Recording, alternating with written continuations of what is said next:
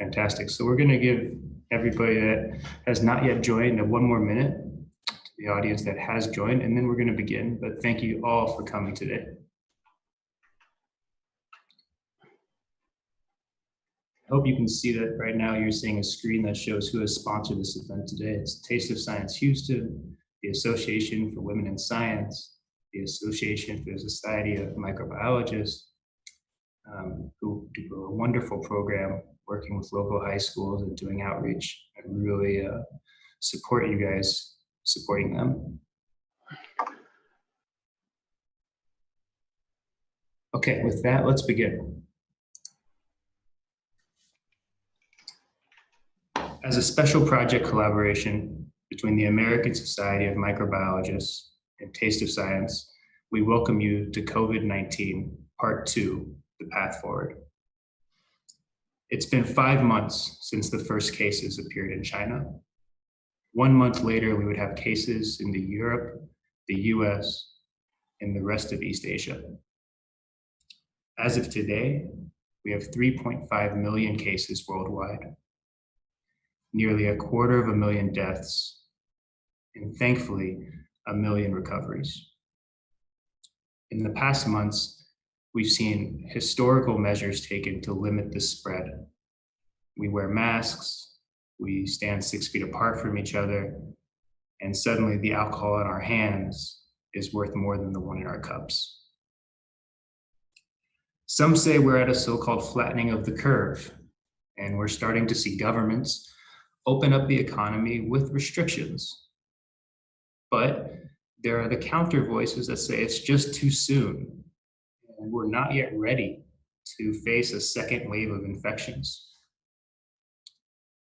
In yesterday's session, we discussed the myths and the misinformation surrounding COVID-19. Today, we're going to look forward. We have a panelist of specialists that are ready to discuss the tests, the treatments, and the general path forward. Our webinar today will consist of a speaker introduction and their specialties, followed by a roundtable discussion guided by the questions you submitted.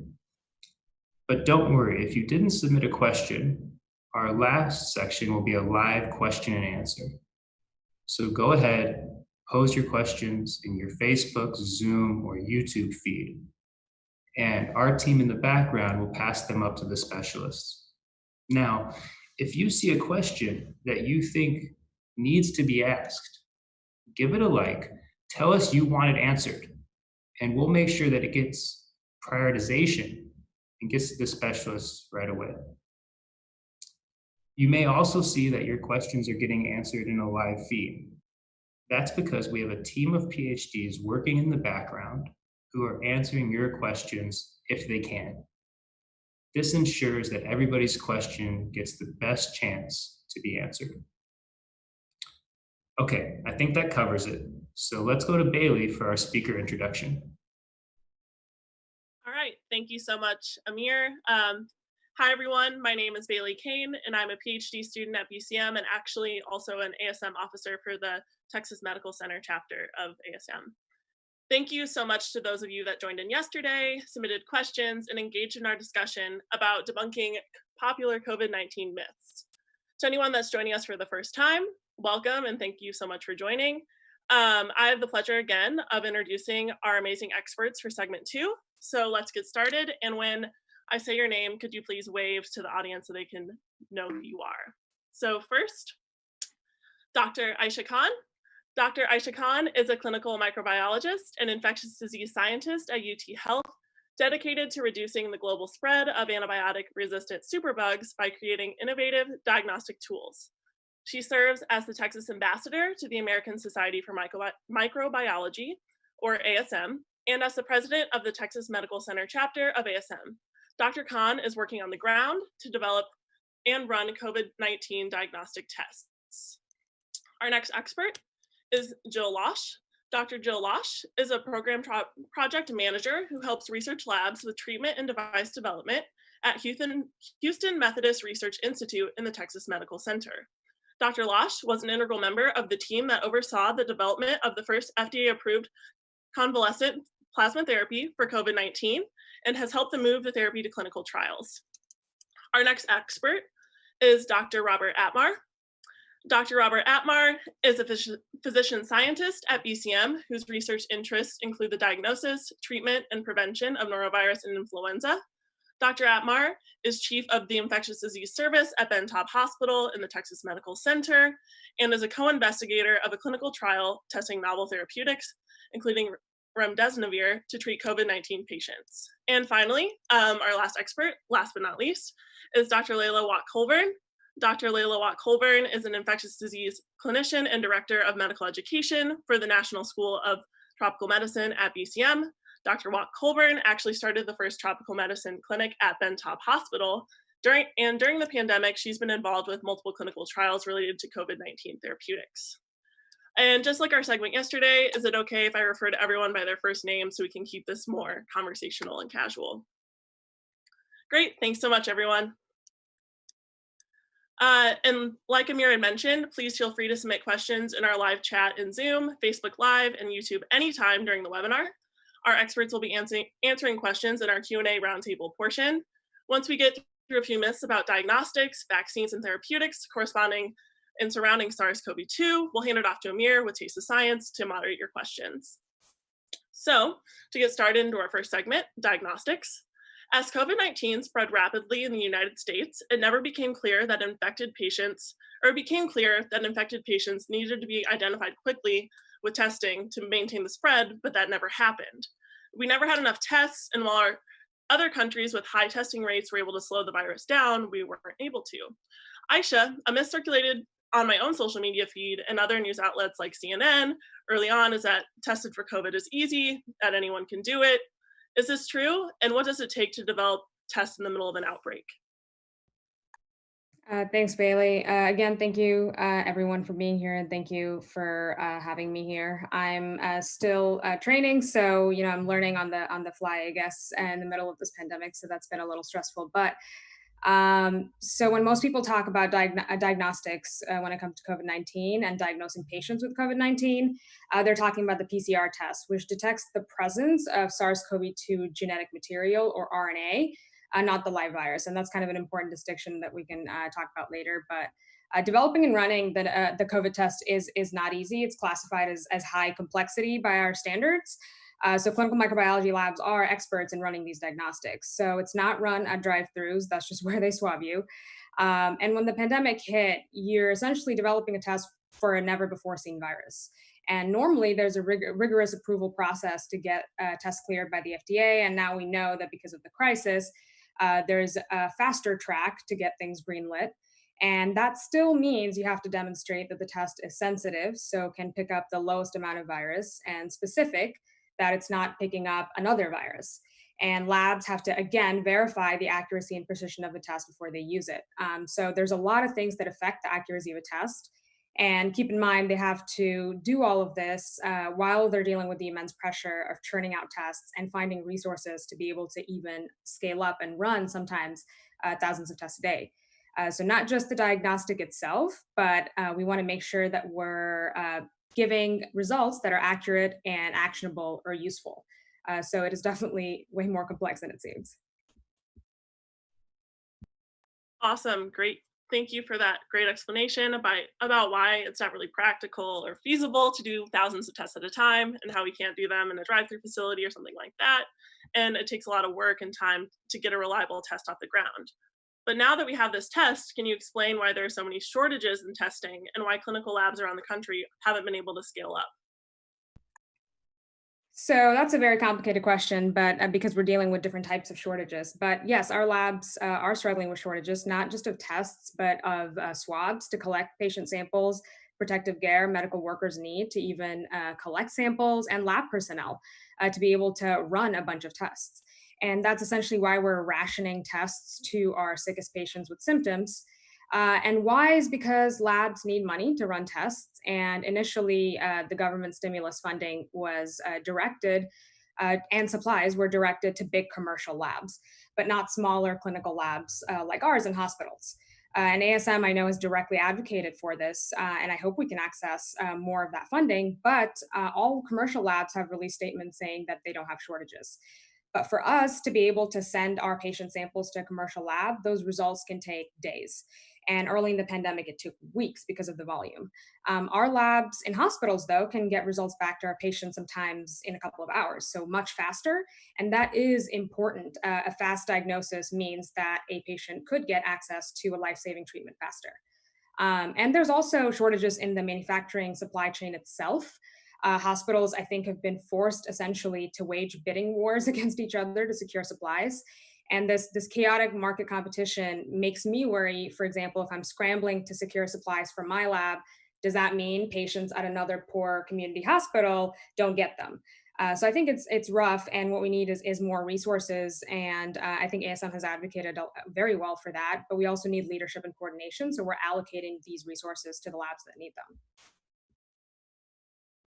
Great. So that was touching more about this PCR test. So, but there's also been talk of this other test, the serology test. And to open the country gradually, a major proposed solution has been to perform this antibody testing to determine people are already immune to COVID-19. Are there any limitations to serology testing? Yes, lots of limitations to all types of testing, actually, but specifically serology.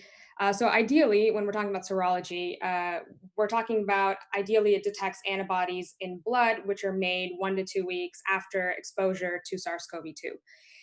It should not be used to diagnose COVID-19 infection. That's what we use the PCR tests for, which are reliable, especially for symptomatic patients with an active infection. There haven't been a lot of peer-reviewed studies on COVID-19 serology, which is why it's hard to make strong claims. So first, the test itself has to be reliable and precise. And currently, the IgG antibody tests seem to be more reliable. And there were a lot of issues at the beginning with the lack of FDA oversight with questionable antibody tests being on the market. And I think with ASM's advocacy, they've revised those guidelines. So we now have a little bit more oversight. But if you test positive, even with an accurate test, that means you were likely infected sometime in the recent past. We don't know if the antibodies detected will prevent a future infection or immunity, like you just said. But a positive antibody test does not mean you're still not contagious. You could still be producing antibodies and actively shedding virus. And you could also get a false positive because antibodies could be specific to another common human coronavirus, which is, again, a huge issue when we're talking about some other types of antibody tests. And this can give you a false sense of security. And with a negative result, that might mean that you haven't been exposed, or it could mean that we're just testing you too soon, and you haven't developed enough antibodies for us to be able to detect them. So we need more studies, but I do think that serology testing is important and is going to play a key role, especially in surveillance. So we have an idea of how many people have been infected or exposed to the virus, which will give us a more accurate idea of mortality rate. And as we're talking about reopening the economy, I think it will also play a main role there, along with PCR testing as well, if we're doing it in a way that is strategized and knowing the nuances and developing an algorithm that kind of makes sense.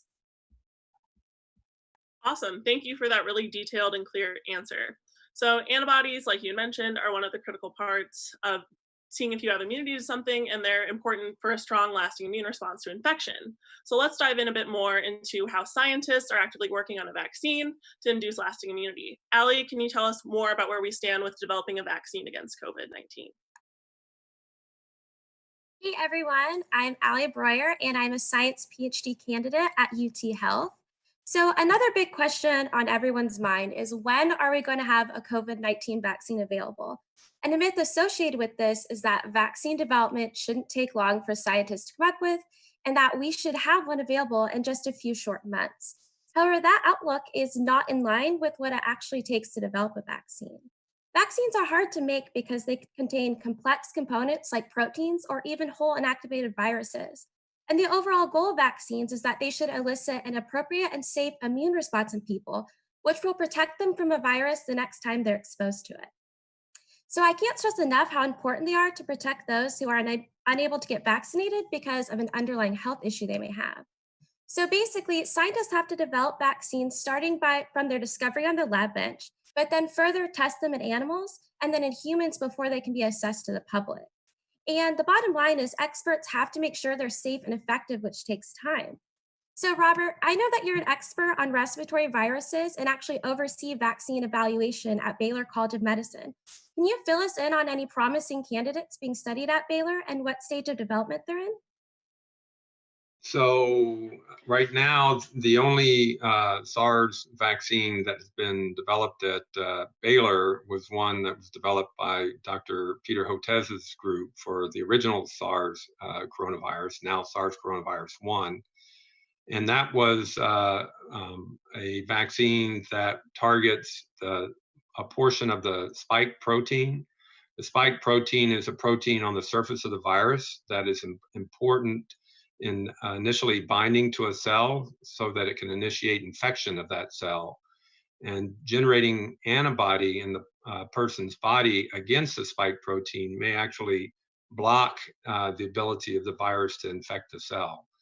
And the antibody and the vaccine he developed in his group targeted specifically a portion of the spike protein that interacts with a molecule on the surface of the cell to initiate infection. We call that the receptor binding domain. And so that vaccine has been taken up through animal studies, but it's not yet been into people. To date, there are, I think, 7 clinical trials of other candidate vaccines that have begun in people, and close to 90 different vaccine candidates that are either in clinical trial or in what we call preclinical. They're being tested in the laboratory before they are ready to be tested in people.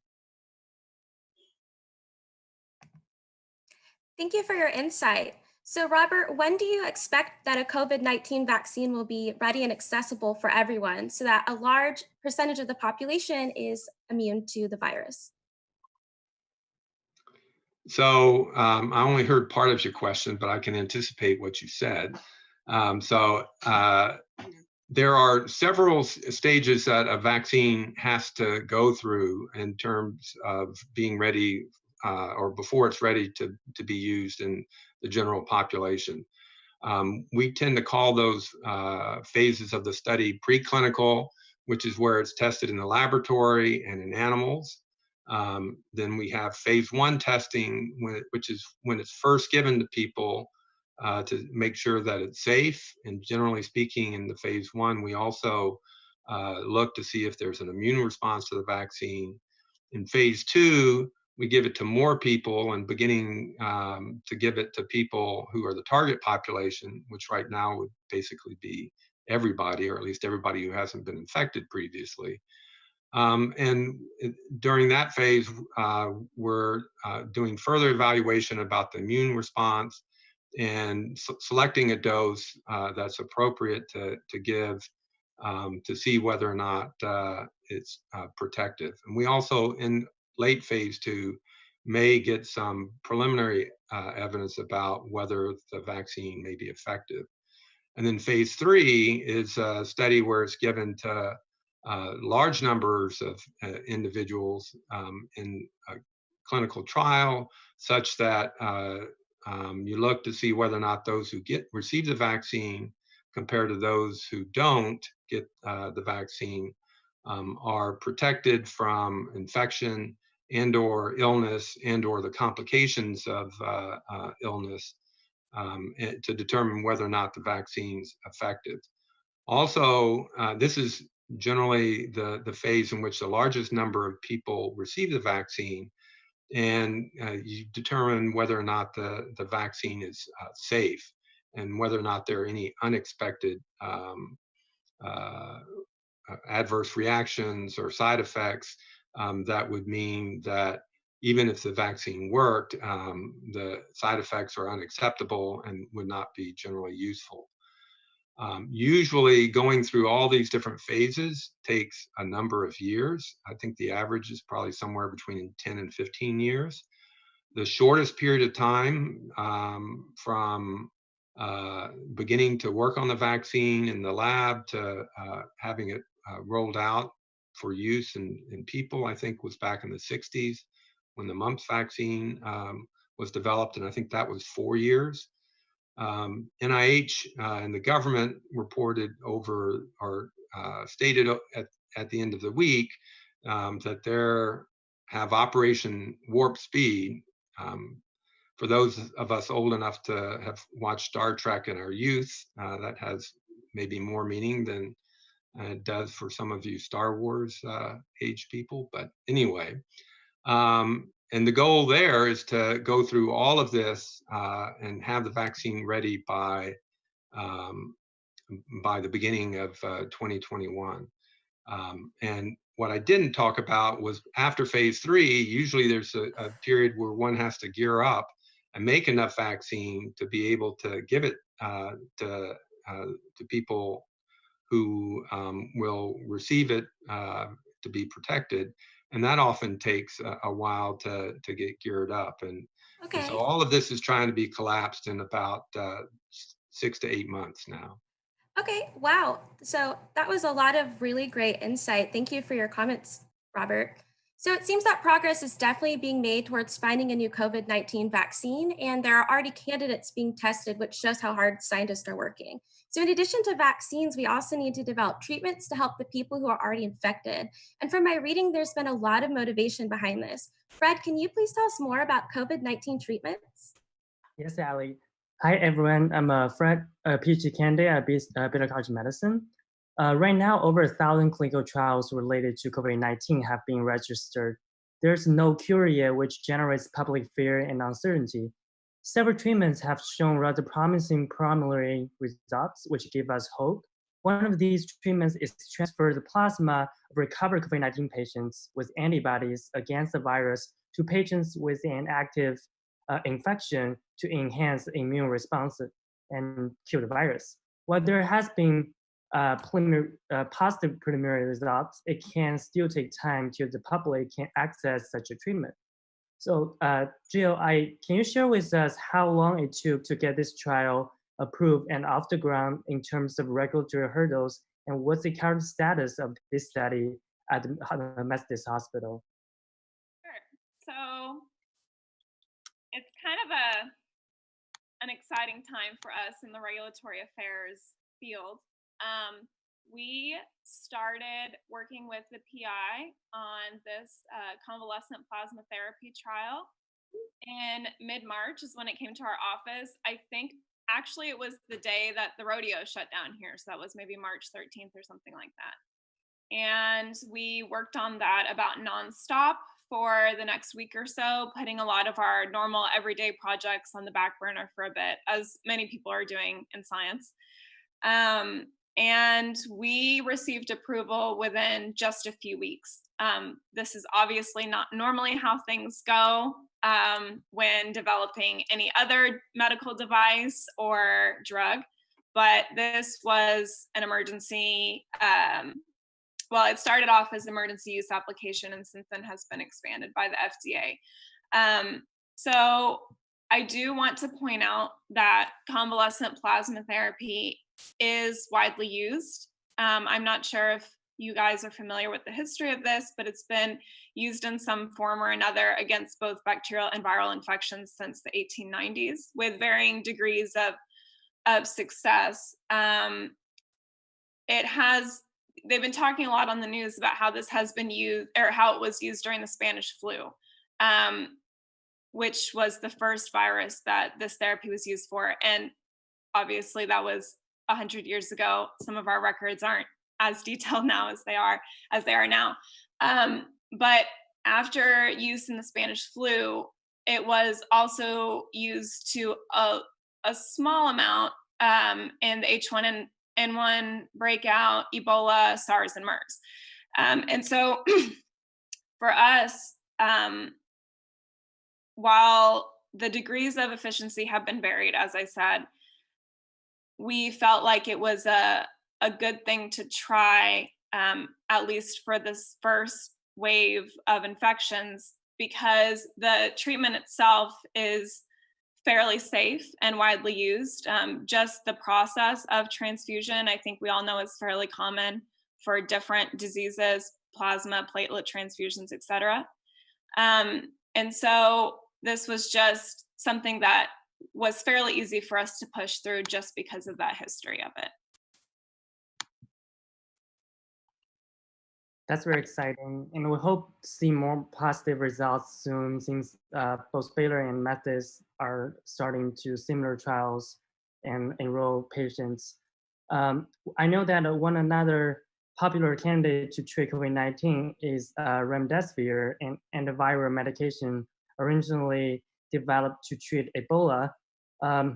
Actually, last week, a study showed that it might speed up recovery of the COVID-19 patients, and it has been granted emergency use of authorization for severe COVID-19 by the FDA. So I wonder, Laila, that you are part of the remdesivir trial at Baylor. Could you tell us more of what's the current stage of this study at Baylor, and what's the difference between an emergency use authorization and a FDA-approved treatment? Thank you. So actually, the person that probably knows a little bit more about the adaptive trial is Robert. So the adaptive trial is an NIH sponsor where we did the first phase where it was placebo versus the remdesivir, and had enrolled. And last week was kind of busy. It kind of, there was the hashtag of Fauci leak and how it came out with the Lancet and had a pro and everything. So now there is an Act 2 to that adaptive trial after that. So we don't know. It was a blinded study. So we had patients who received placebo and other patients who received the drugs. From what the data was released is that one day was, it shortened your stay in the ICU. It shortened everything. But I think what we learned most is that these antivirals work at at early stages. You really want to give it once the viral load is coming down and you're starting your inflammatory phase, kind of on a sweet spot before the patient ends up intubated in the intensive care unit. Even one day to shorten that period, it gives us a lot. One is a health cost because you don't have one more stay in the ICU, and the other one is that you free up the intensive care machinery and people. So overall, it makes sense. It works on the RNA polymerase. It's a good antiviral, and except that for if you have your creatinine clearance is below 50, it's an issue because it's still IV. Ideally, we would like to see is an oral one, something that you can give, because if you want to disseminate this globally, giving IV access might not be something feasible for all the global community. Thank you for your information. It seems that there is definitely progress towards finding a treatment. We know that although there's no cure yet, almost 1 million patients worldwide have recovered, and we hope that there will be treatment available to public soon.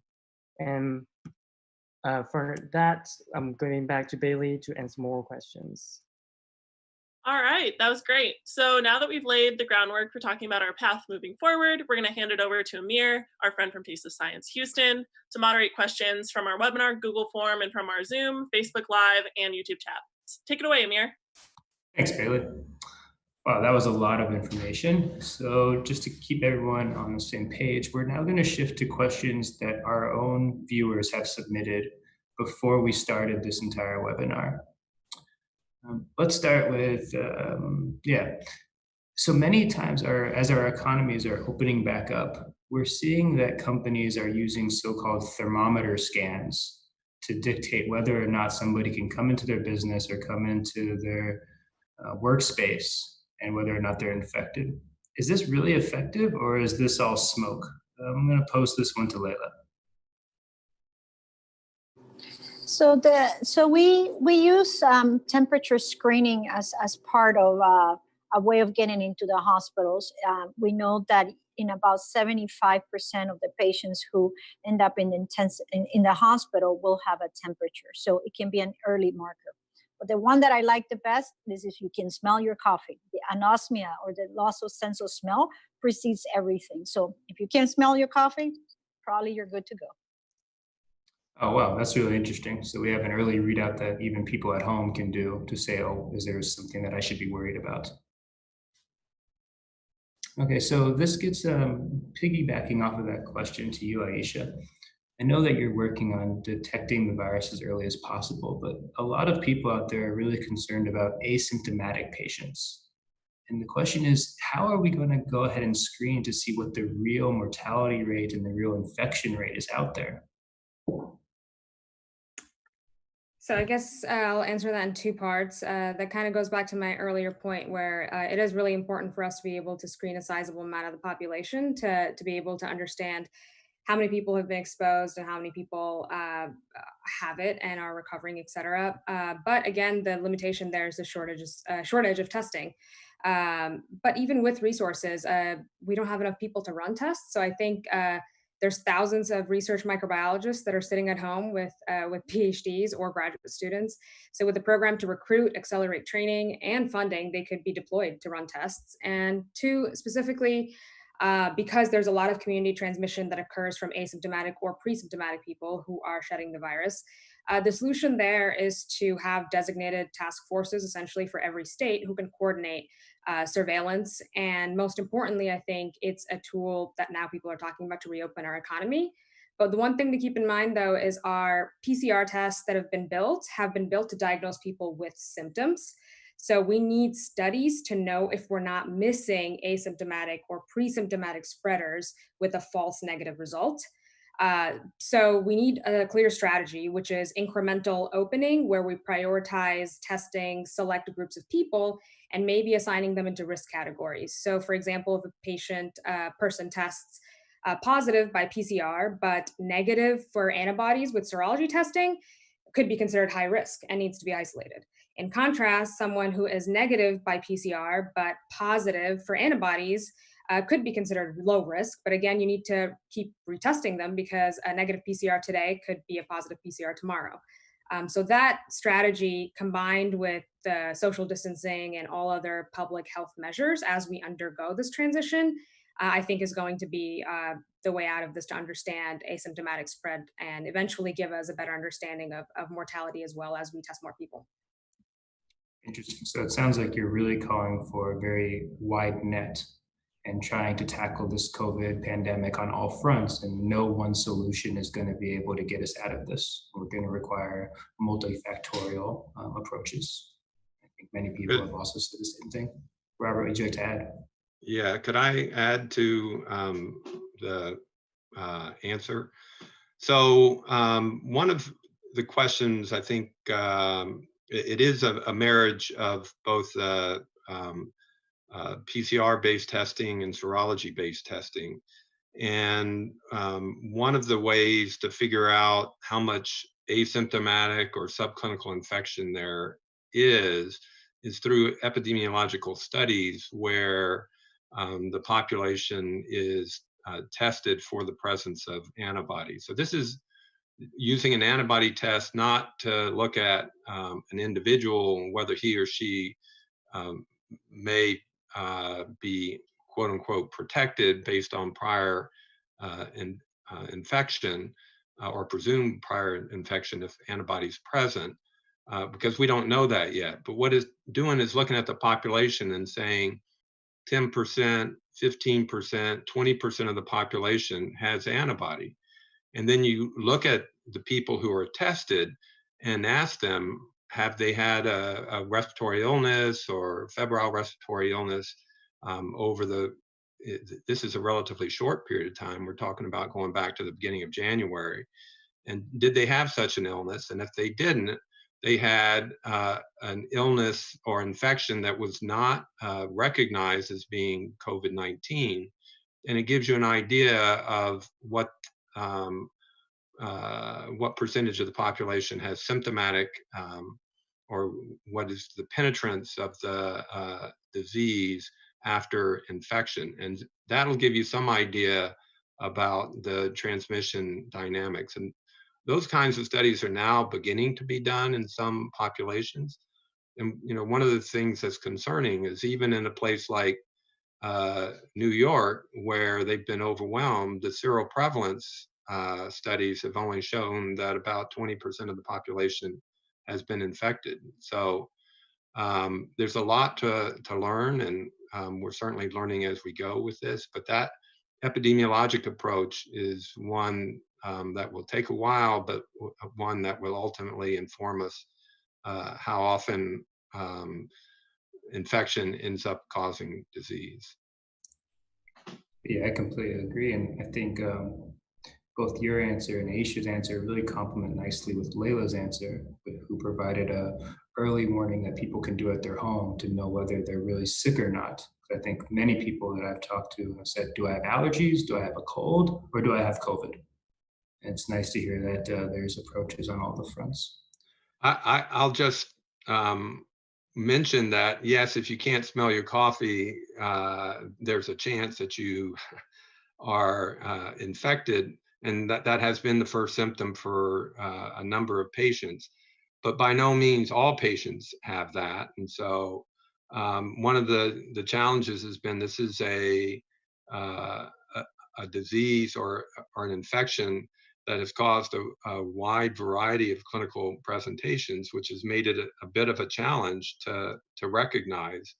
And yesterday, I think you went through some of the challenges from an epidemiologic standpoint in terms of transmission, but it remains, a question. When a person has symptoms initially, is it just due to some modification or variation in their underlying health, or is it in fact a supervening coronavirus infection? And it may take a day or two to figure that out. And I think there's been a question about herd immunity. Just to, I guess, clarify what that is, it essentially means that there's enough people that have been exposed to a disease such that we are not worried about it transmitting extensively. And that number, exact population number, how many people need to be exposed varies. The precise threshold of what population needs to be immune.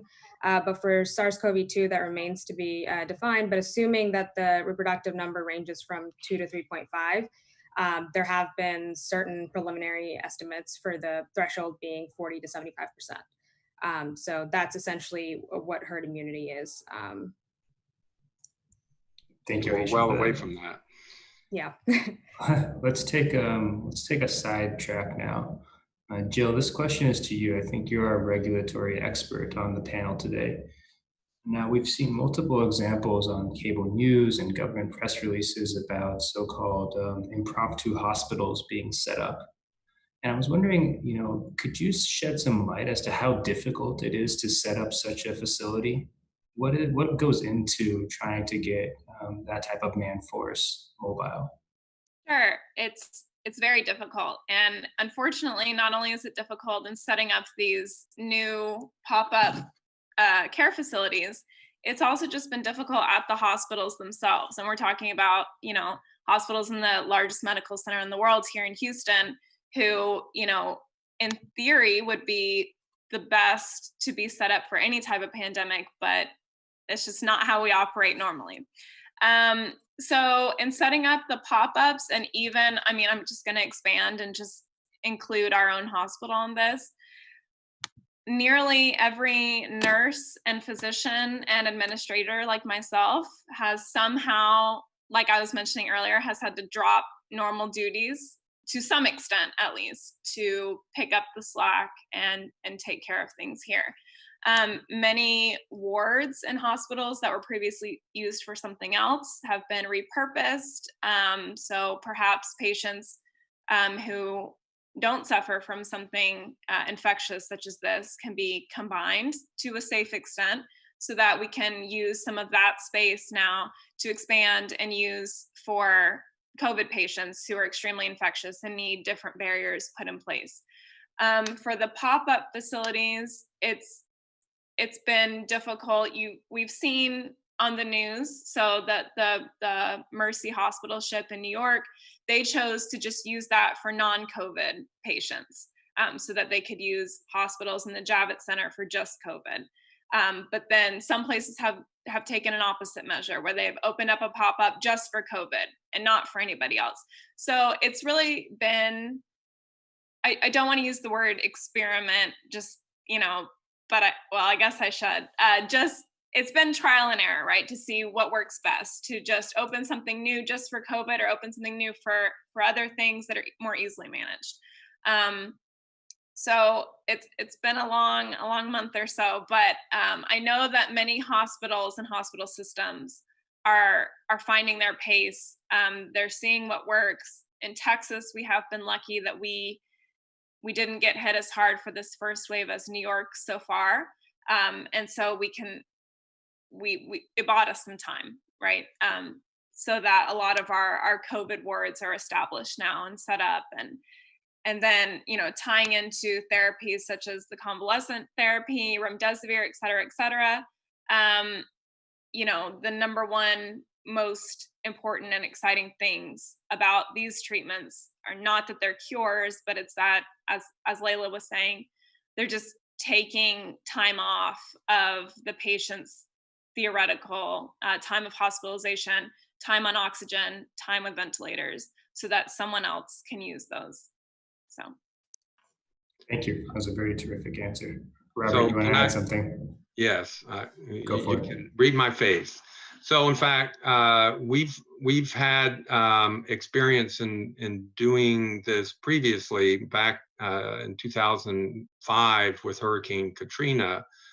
Houston received a number of evacuees from Louisiana and New Orleans specifically, and really to set up these kinds of medical care facilities required, and we had the political will to organize it.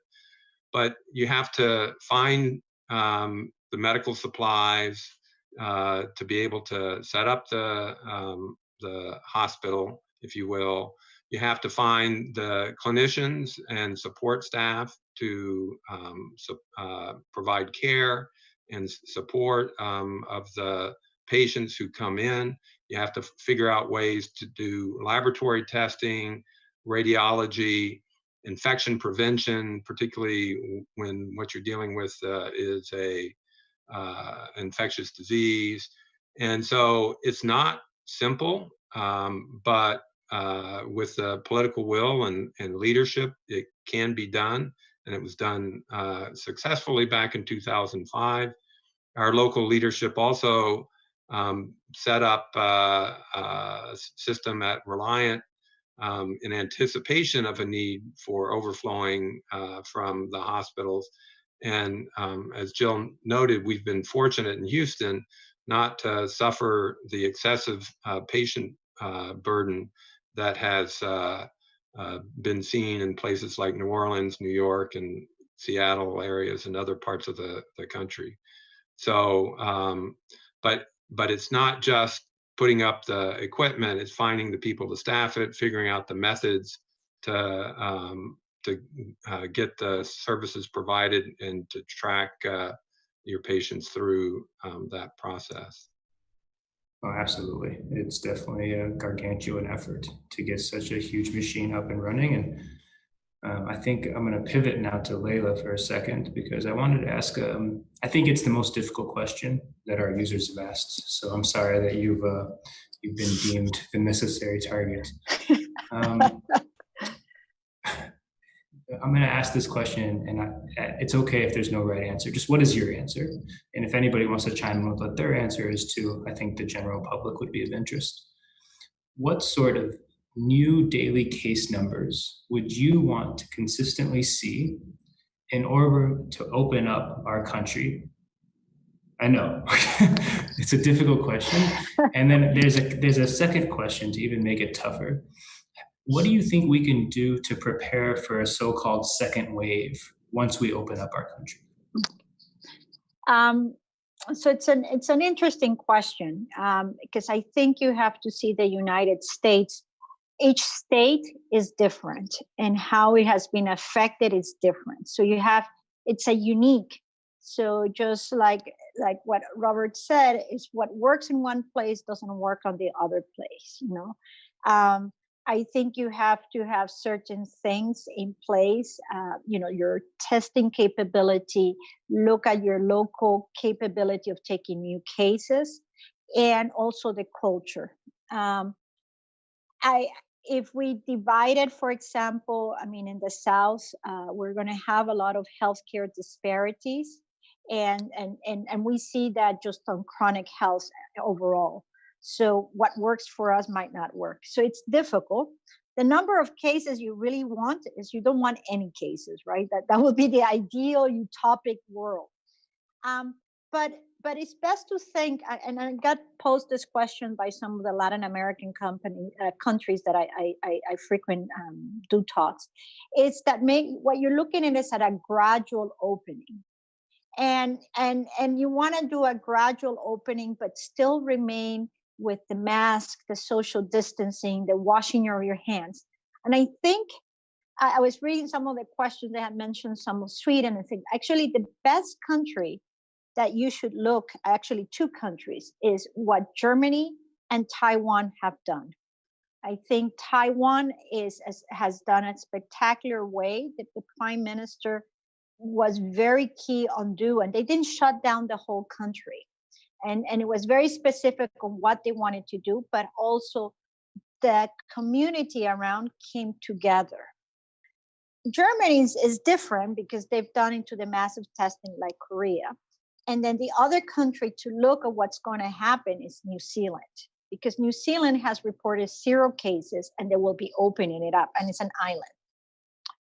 So short is you want 0 cases, which is the utopia.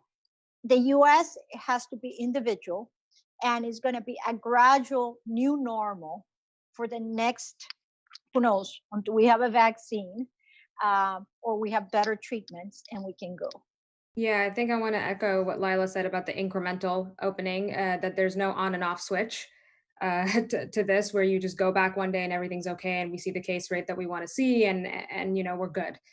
So I think doing incremental opening where you're testing subsets of population, separating workforces, prioritizing workforces based on who needs to go back, and moving from there in steps, I think that also makes it more reasonable for testing.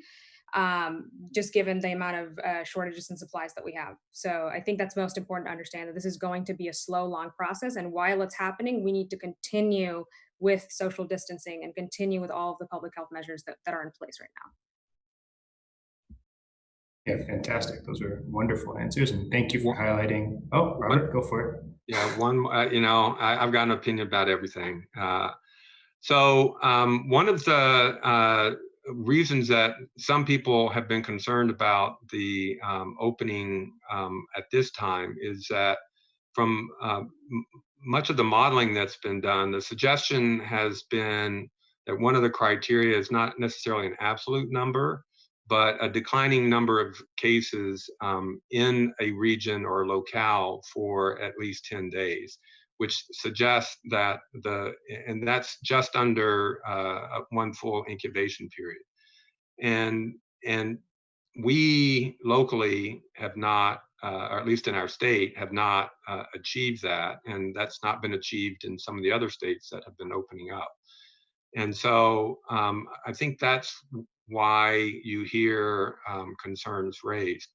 I agree with Laila that 0 cases would be ideal, but I don't know that we're ever going to get to 0 cases. I think this virus may be with us to stay because it's already so widespread.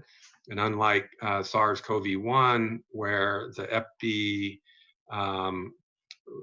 measures that were taken, epidemiologic measures such as social distancing and quarantine, isolation, was successful because there was a much higher penetrance of disease. People who got infected were fairly easily recognized, as opposed to the large number of asymptomatic and mild illness that we're seeing that allows more ready transmission.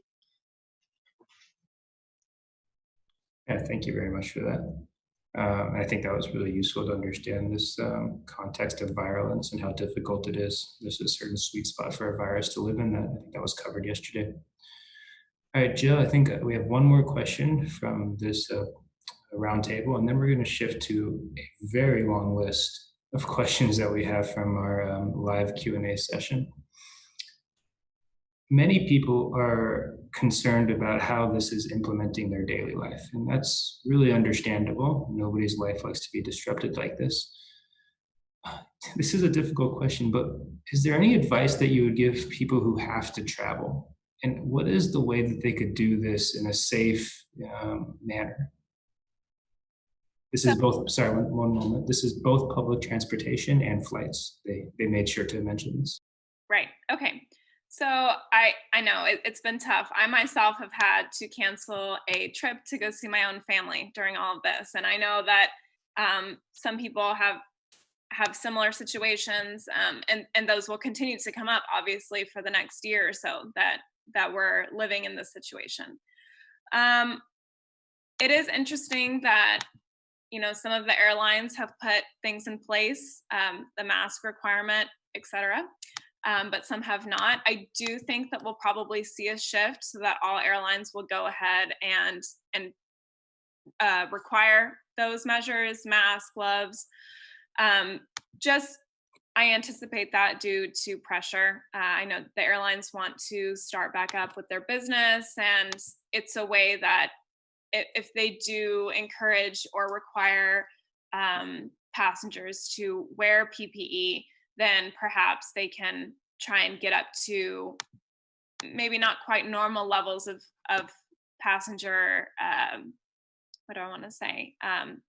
People on planes, I guess, but somewhere up to that normal level. I think that if someone needs to fly, which then I'll get to the driving later, if someone needs to fly, that is not, in my opinion, up to the public to judge them for. There are different reasons, whether it's for their job or a sick family member or a funeral or something like that they need to go for, they need to go.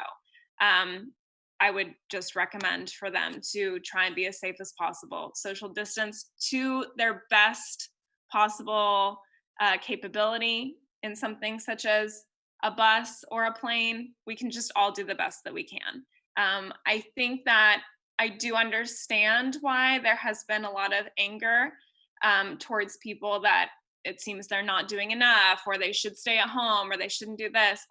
I know that a lot of that is fear-based, and a lot of it is not unwarranted, but I think that it's not exactly helping sometimes.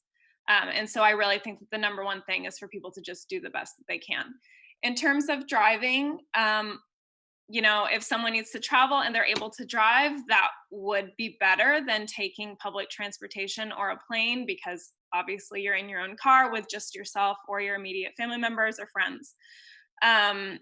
The things to remember in terms of road travel, you know, would be to try and keep masks and gloves in the car. When you need to stop and fill up your tank, you know, try and wear gloves for that, or bring some sort of wipe or ethanol, anything you touch, right? Gas pump, if you go in to use the restroom, just things like that. So just be precautious. And Amir, I just want to, I guess, raise the point that especially in urban cities where there's limited methods of transportation for people that are traveling from far away, public transportation is the only option that they have. For example, in New York, healthcare workers, grocery store workers, sanitation workers were packed into the subway system, and that's the only option that they had. And that's because we need to be able to come up with alternative ways to find resources and provisions for our frontline workers, essential workers, to be able to get to work. And I think that's a falling not on the part of the people that are trying to do their best, but on us to be able to come up with systems that allow them to. Well, and I do want to add to that really quick. So I think it is encouraging that places with such robust transportation systems, so New York, you know, we don't have that so much in Houston, although we do have our own rail and bus system. It's encouraging that the cities have stepped in as soon as possible to come up with with the cleanliness procedures for the trains and the seats on the buses, etc. I think that, you know, there has been argument that they should have shut things down completely, but as you pointed out, Ayesha, that's not feasible for everyone. For example, even, you know, nurses, they're not even in retail, nurses who literally have to go to work to help with this, and doctors as well. I should open that up to all health professionals. They have to get to work. And, you know, I think sometimes it's taken for granted that we are a nation that runs on car power, but not everyone has that capability. So I do think it's been really great to see that level of new policy changes to help maintain the cleanliness of the buses and the rails. And there's even some places that are giving out free gloves and masks whenever needed as well. Wow, thank you so much. And I think the point that you made about how we have to be compassionate to everybody's use case and not think that a one size fits all in such a diverse economy and culture was really on the nose. And Ayesha, thank you so much for chiming in about the fact that you're right. Some people don't have another option. So it's easy for people to say you can't take the public transportation, but if it's the only one you have, then that's much more difficult. Okay, so thank you so much for that roundtable, and for everybody that submitted a question beforehand. Again, thank you for your participation. We're going to shift now to our live question and answer session. So you can still ask questions. We have a very long list, but we'll try to get through as many of them as we can. Okay, who here has a pet? Fantastic. So this is first to the pet owners, then, because it's a question that's come up now in both days, which I think is really interesting, and it may fall under the myths and misinformation. Can our pets be infected by COVID? And if they are, can they infect us back? So I'm going to step in real quick with that. In my previous life, I was a vet tech, so I'm a little passionate about this. And I love to talk about my dog, so you know that works. So as far as I'm aware, there is no evidence that a pet can actually become infected. And what I want to say is infected is not that they're a carrier, but that they're sick with COVID, that the virus has started a systemic infection within the animal. No, there's no evidence. And in fact, it is rare that we see this in anything. So for example, a lot of people have dogs that are vaccinated against canine flu, right? So that's a rhinovirus, just like the human flu, but it would be dog specific in general. So there's no evidence of that. I know that there has been some headlines, and I think some of these headlines are a little bit hyped up, that dogs can, or house pets I should say, can be carriers of it. Some of these articles I think need to be taken with a grain of salt because of the language that's used in those. Yes, there has been instances where an animal's nose was swabbed and viral particles were found. But then we also have to remember they live within us. We're cuddling with them. If you're sick, you know, their noses are wet, something's going to stick to it. But I do want to just make it clear that no one has had a pet that they've said, oh, it also has COVID-19. So I want to chime in. So there has been data of human to animal transmission, and this happened on the Bronx Zoo with their tiger population. So as a disclosure, my sister is a veterinarian at the Nashville Zoo and a former alumni of Cornell. And so Cornell has looked at it, and there's also been information on transmission more human to the animal. And all this comes from a feline coronavirus that was detected first in Hong Kong, where it is. And then there's been a couple of New York incidents where people with what we presume high viral loads have been able to transmit it to the feline population. Now, the puma and the two tigers in the Bronx did well. They didn't develop acute respiratory distress, according to the Bronx Zoo. But I don't know if Robert has a little more information on that. Yeah, so, you know, I think we have to remember that the SARS coronavirus probably originally came to infect people from a small mammal. The postulated animal was pangolin, which is an anteater-like mammal. And with SARS and other some of these other zoonotic viruses, it is possible for other mammals to become infected.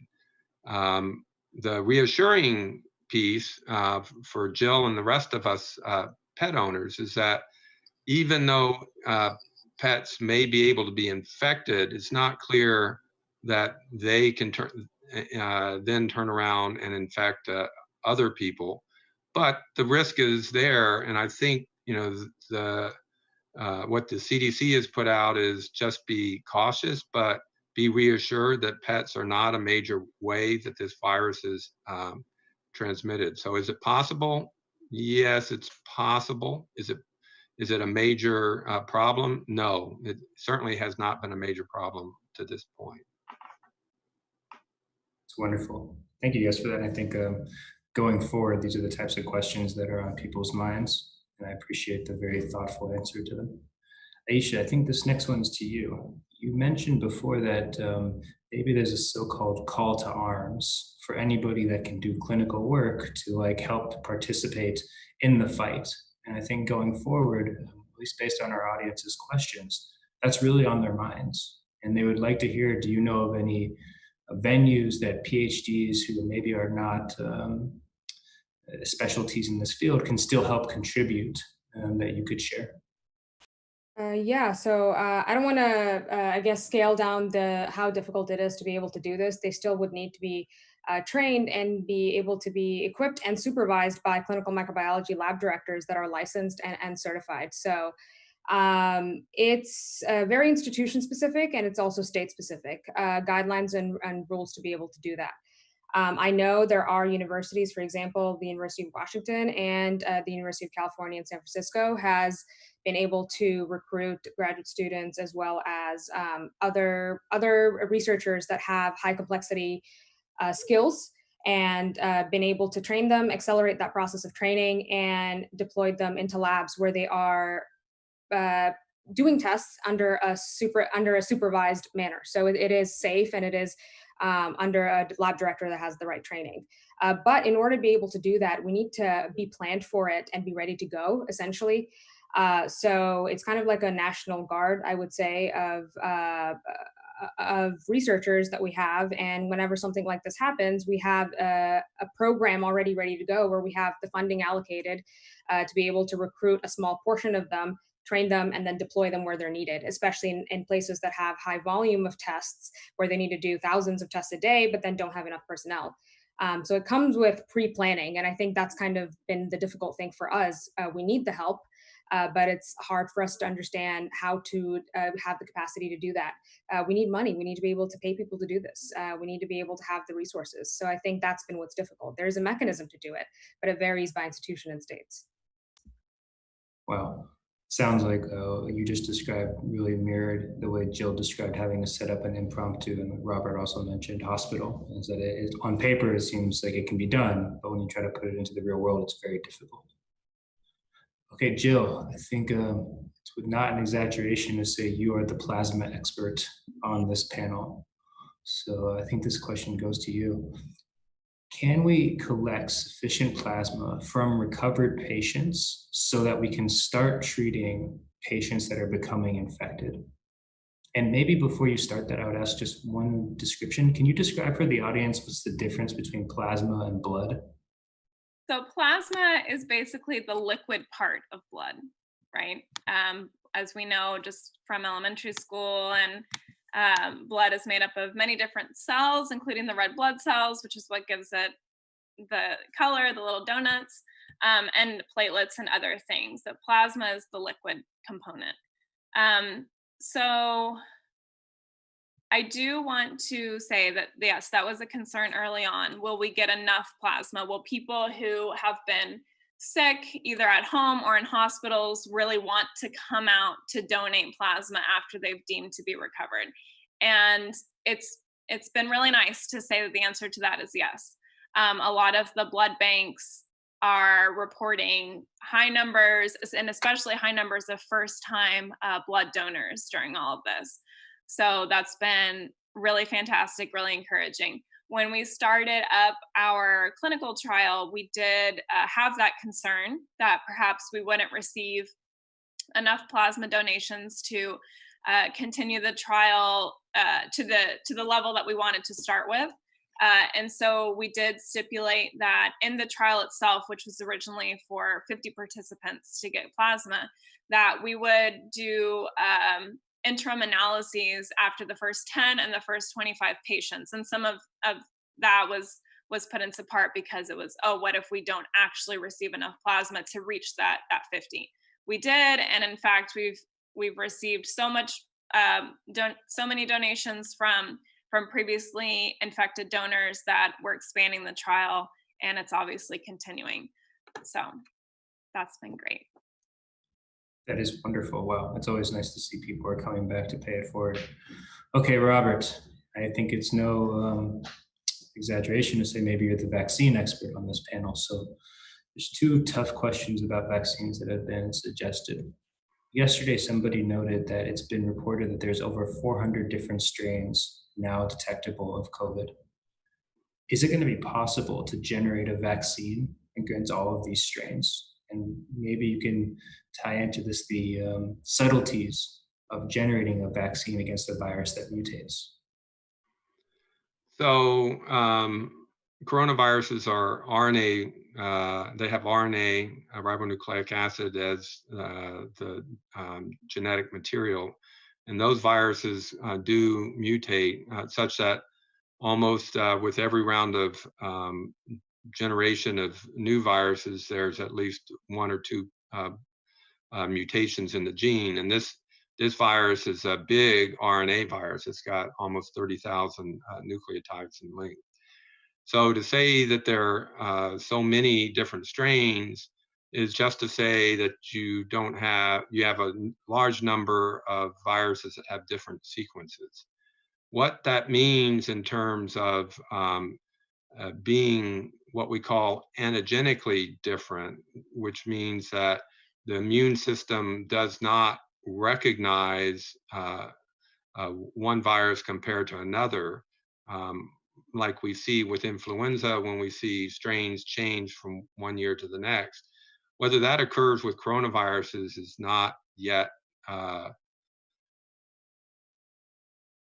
known, and in fact, the hypothesis is that that's not the case, that despite all the different sequences of viruses that are out there, almost all the vaccines that are being developed are targeting the spike protein, and in particular, the receptor binding domain portion is very highly conserved. And so it's probably not going to be as difficult if a vaccine is effective for it to protect against the different strains. That doesn't mean it's going to be easy to make a vaccine. There are huge issues we haven't yet discussed about some of the issues that need to be addressed before a vaccine's deemed safe and effective. Yeah, thank you very much. I think that answers a lot of the questions. I'm going to ask the next question to the entire panel because I think it would be doing it a disservice to ask it to just one person, because multiple people have expressed this concern. It's kind of a difficult one, but look, we're going to open up the economy, it seems. And no matter what, we have to find a way to balance what the science says and what political and societal will demands of us as we move forward. So as we open up the economy and our jobs, in addition, as we start to open up potentially schools in the fall, what would your headline or advice be going forward to both maybe even our politicians and society as a whole? So it's to the public. So whoever wants to answer this one first, but nobody feel that they shouldn't answer.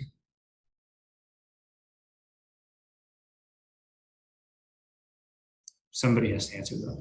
Nobody wants that. No, it's a tough question, right? Yeah. So I think is the first thing is that this is going forward. We're not going to be like it was December and January. There is a new normal. I think that's the reality that is a little harder. I mean, yes, the economy has to be open. I mean, we need to move on and do that. And that happened 100 years ago. I mean, the economy continued and there was a war and the war continued, you know. So I part of it is to the public is that we are going to have to continue our social distancing and are going to continue doing the mask and the washing of the hand. And I think the hardest part for certain parts of the economy are going to be concerts and sports events, because those large gatherings of 20,000, 30,000. You know, I'm a big baseball fan, so not being able to go see the Astros is a huge issue. But at the same time, there is part of it of the transmission. And I think the other part is going to be, you know, knowing what types of serology are we going to do, like Ayesha said, this cohort parts, and how can we assure that you have enough preventive measures so people don't get infected from one place or another, right? So it's the $1 million question. Yeah. Oh, sorry, Robert, do you want to go? I'll follow you, please. Yeah, I think I'll follow up with exactly what Laila said. I mean, I agree with the incremental opening, and sections of the economy will open, and we have to be patient in the meantime, as we're told to stay home, because some of us are not going back to work. But I want to be forward thinking about this too. That I think allowing scientific evidence to guide the reopening is important, but it's also extremely important to allow scientific evidence to guide long-term policy change so this doesn't happen again, and we're able to be better prepared the next time, because we're in this position where we're dealing with this to this scale because we didn't do this early enough. So I want to also echo that besides the prevalent studies, and besides the surveillance, and besides opening sections of the economy by testing people, there's going to be long-term change that we need to think about in terms of making sure that we are providing vulnerable populations and high-risk populations with the resources that they need to be able to stay home when we're asking them to stay home.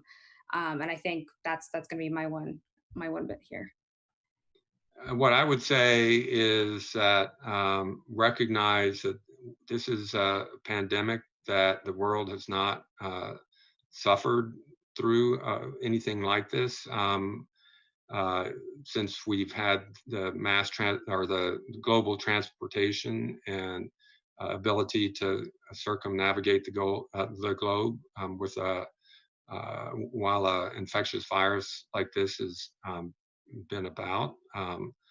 And so I think the public needs to recognize that things change, and what is recommended as a public health recommendation today may well change next week, and it's changing based on circumstances. Every recommendation that's made is trying to balance the public health good versus the potential public health or other public, say, economic harm.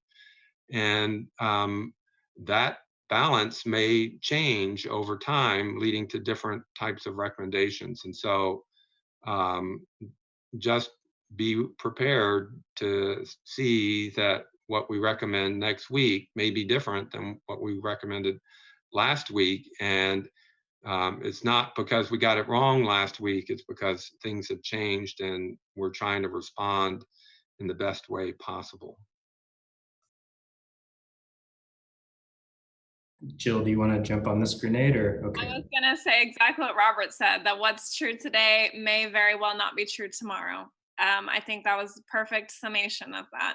And I think that, you know, while everyone has maintained some level of flexibility for this last month and a half, 2 months that we've been home, we're just going to have to stick with it. I think that, you know, as we all see from social media, people have been super creative on dealing with not just schooling their children, but just being social, getting information, such as what we're doing right now, having happy hours. I think that's been really nice and touching. I think that it will continue because we are resilient, and we'll just have to keep rolling with the punches until a vaccine's out and distributed widely. Wow, that was really wonderful, guys. Thank you so much. The idea of adjusting to a new norm and realizing that a feature of science is that we change our statements, not a negative of science, is really on the nose, along with the populations that need to be taken into consideration the most right now. Really, really well done. Okay, for some people, the world moves on and pregnancies are happening in the time of COVID. And now 2 days in a row, we've heard concerns about the transmissibility of the virus to the newborn. Has there been any work on this, or can anybody comment on it?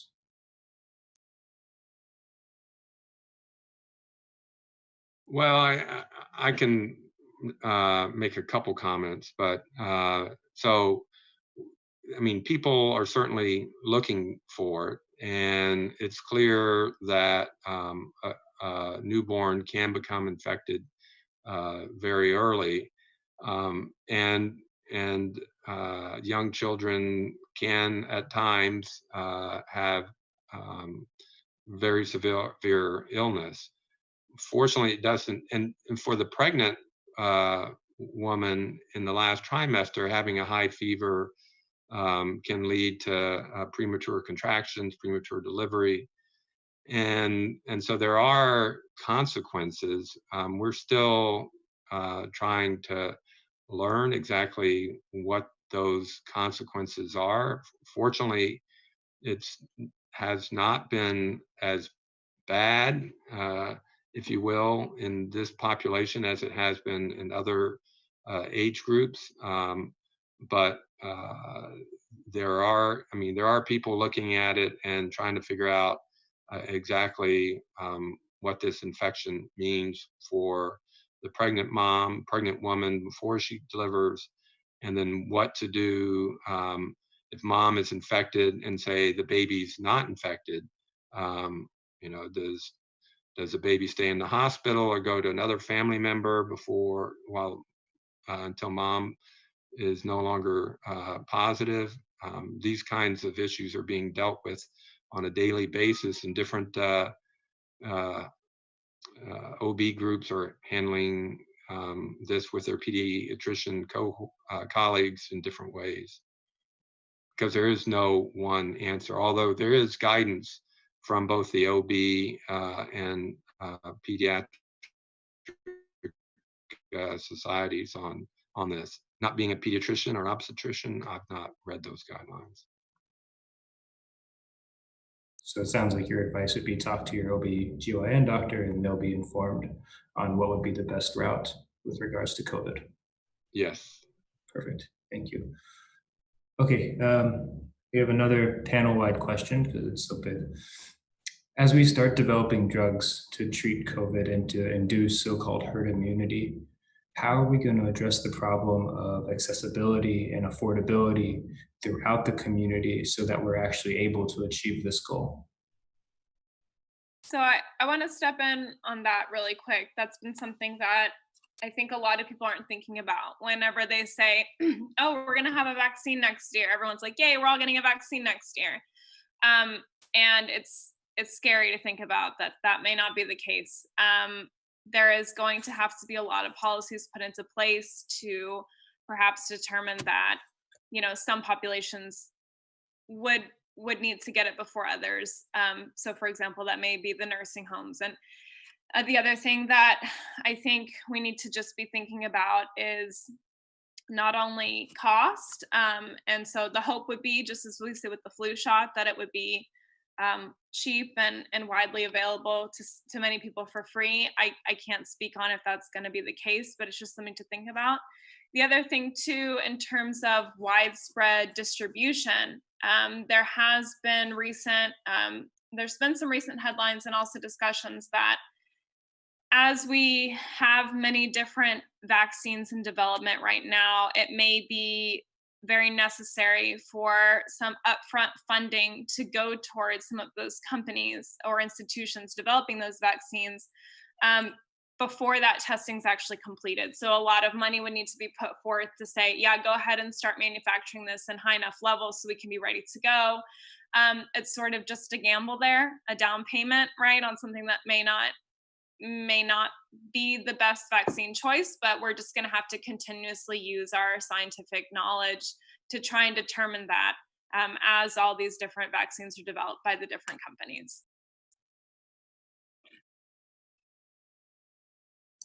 There are government programs in place to make vaccines available to the underserved, and that can be through Medicaid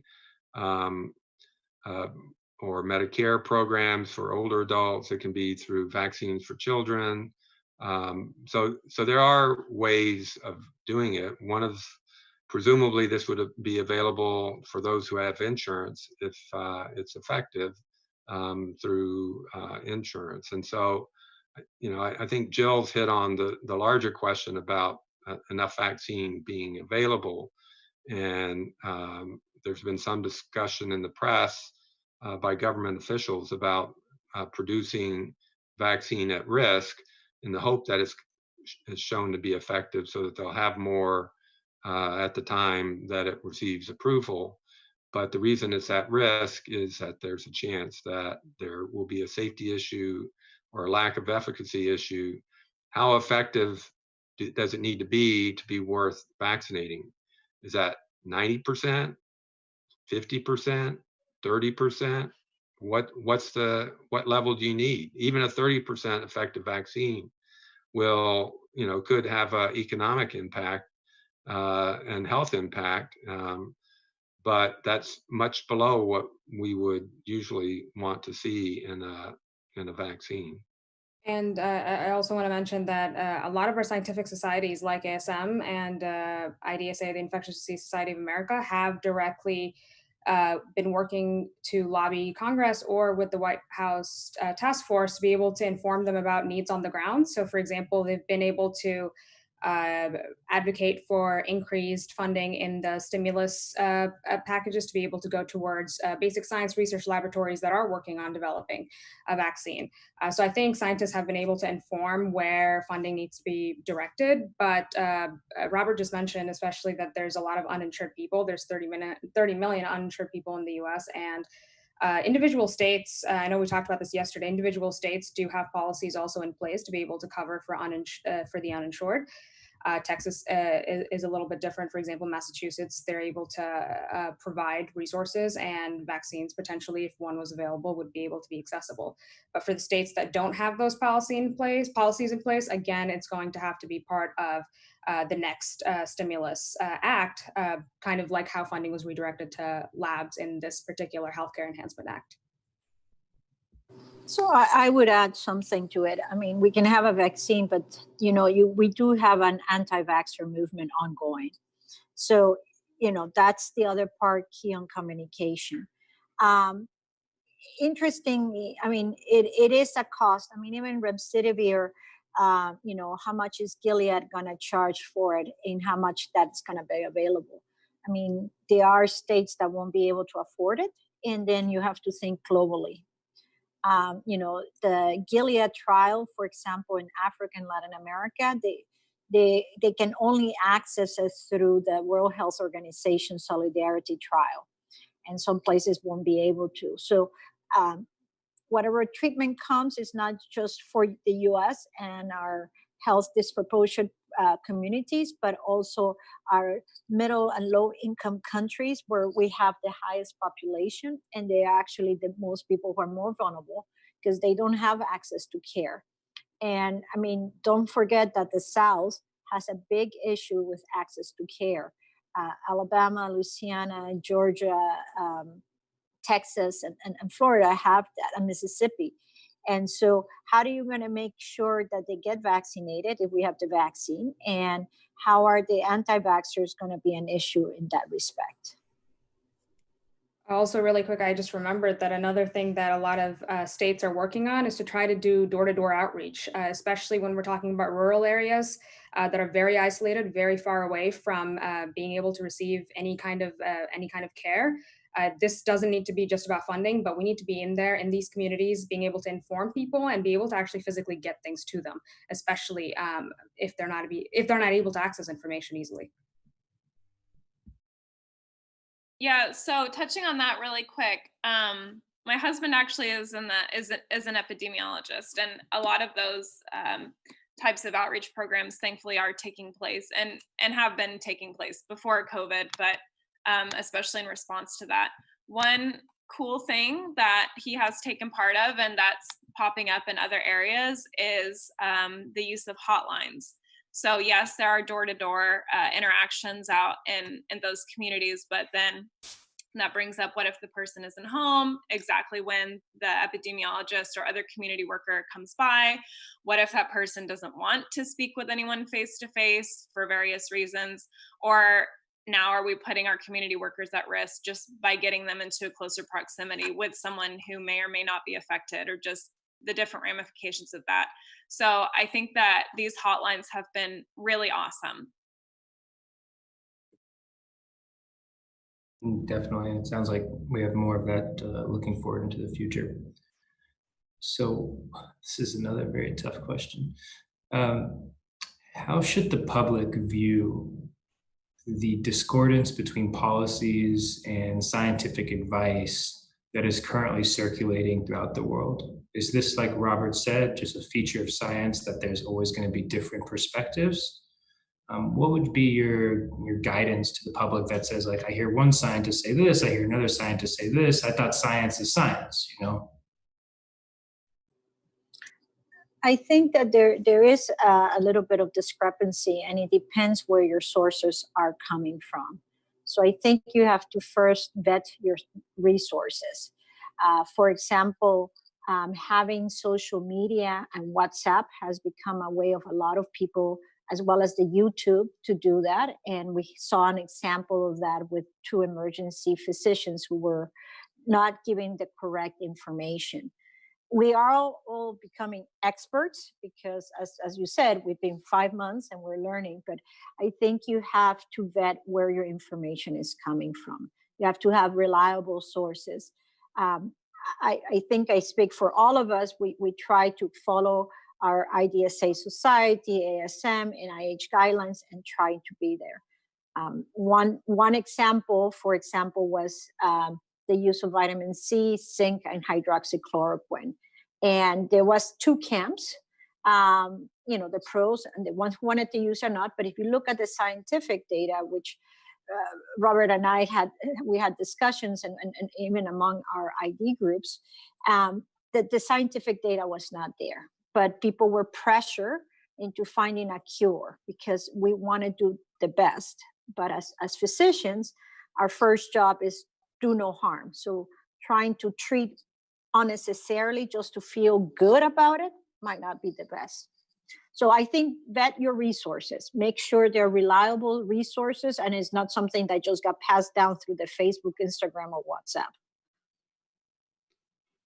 I mean, there can be honest differences of opinion in science, just as there are in other areas of life. People look at a set of information, a set of data, and can have different interpretations of what the data means. And that makes it, I mean, it's difficult enough for us as scientists to figure out what's right and what's not. And it can only be more difficult for people not trained in the field. So my recommendation would be, much like Laila suggested, is that you pick your subject matter expert that you're going to believe. And a lot of people for this have picked Dr. Fauci. And everything I've heard him say, although sometimes he has to pussyfoot around certain issues, he still has not outspoken misinformation. He's been straight on accurate. And so you need to, if you turn on to different stations, the right, the left, you can figure out what stations those are, and are you hearing different kinds of interpretation of the same information, then you can recognize that there may be non-scientific issues playing into it, and then you have to seek out who it is that you have confidence in to help you interpret what's out there. And I want to offer two important resources that I think have been useful for me. Both Laila and Robert mentioned this, but we normally interpret data given the expertise that we have, but there's also mechanisms for us to build consensus.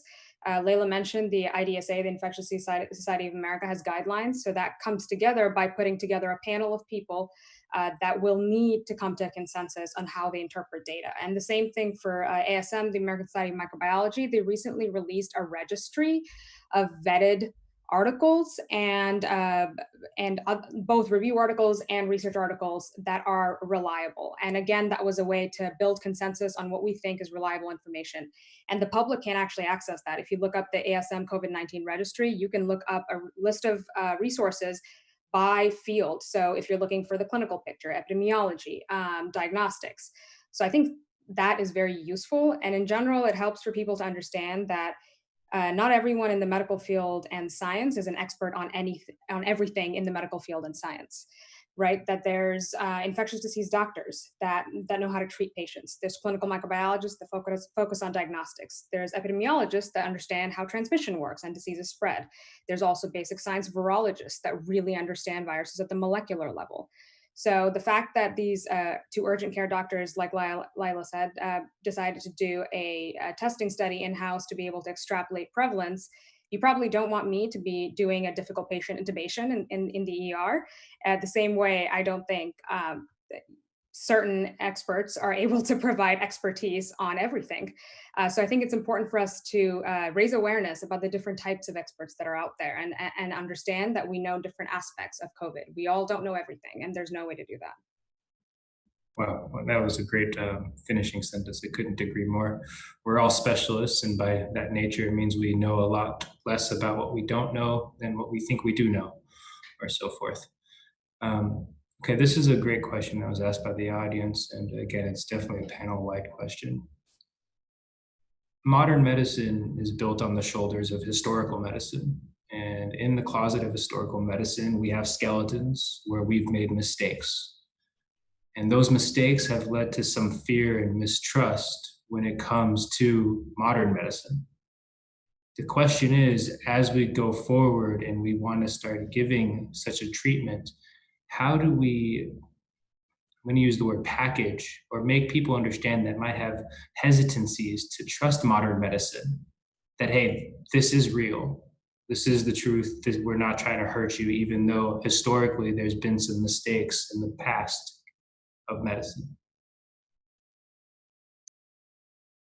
I guess I'll start, and I know everyone can pitch in on this, but that's a valid issue, and I specifically think that they're referring to, for example, unethical experimentation and trials run on the Black community and things like that, and that's valid. That's all very valid, but I think in general, the medical and science community has a concerted push towards building diversity and moving towards, and again, I think our panel today here represents that quite well. And that's something that we're doing for ourselves. We're trying to make sure that we are understanding nuances in intersectionality and issues that different minority communities and marginalized communities face, and bringing that into the guidelines that we give.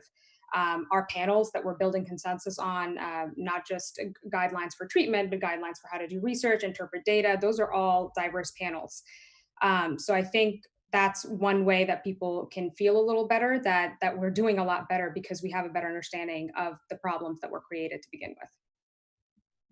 And I think another important piece is outreach, and the outreach for one community may be different from that for another community. And so having both having these outreach programs that are specific to the issues identified in a specific community that educate them, inform them, engage them is really important. And we're learning better how to do that across the nation, but we still have a long way to go. And a lot of times these outreach programs are underfunded, like a lot of things are, and we just have to try and do a better job of engaging the various communities that are being targeted. I do want to jump in on that as well, as Robert was saying, that different communities are going to have different needs. I think that a job that doesn't get a lot of recognition is medical interpreters. So this field of healthcare professionals is wonderful.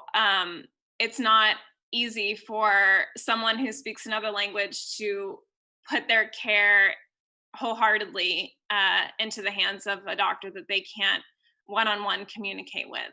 I think that expanding on that, not only are medical interpreters really perhaps needed more than ever right now, just people who are able to help translate good scientific articles or even new facts and findings that they've heard to their families who may not speak the language that article was distributed in, I think are really valid, because as we all know, this virus is affecting the entire world.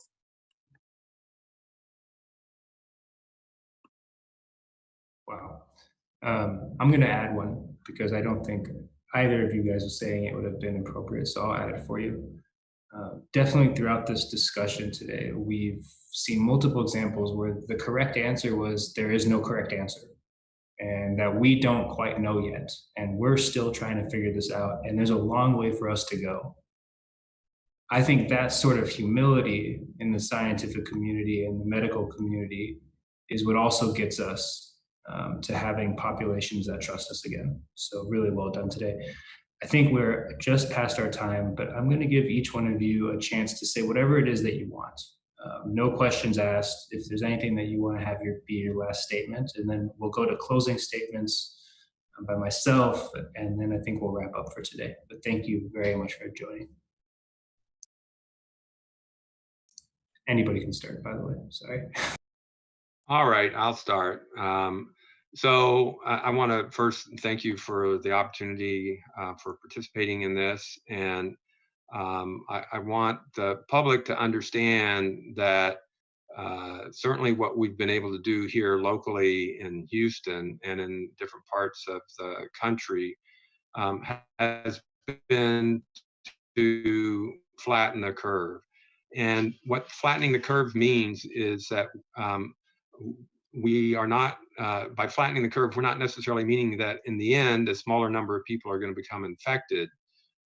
We're just allowing our healthcare system to better be able to handle the load of patients that come in to be cared for.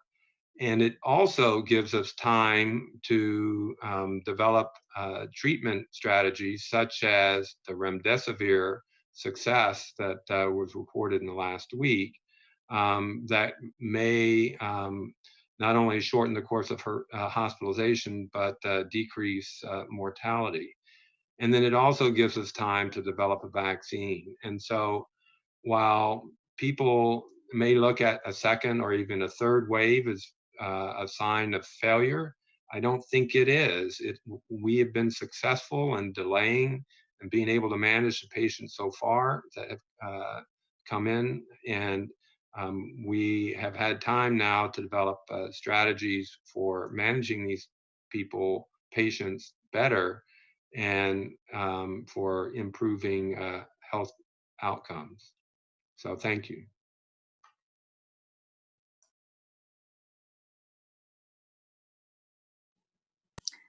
So thanks for the opportunity to the Texas ASM chapter and Ayesha for inviting me over to talk about a little bit of our clinical experience.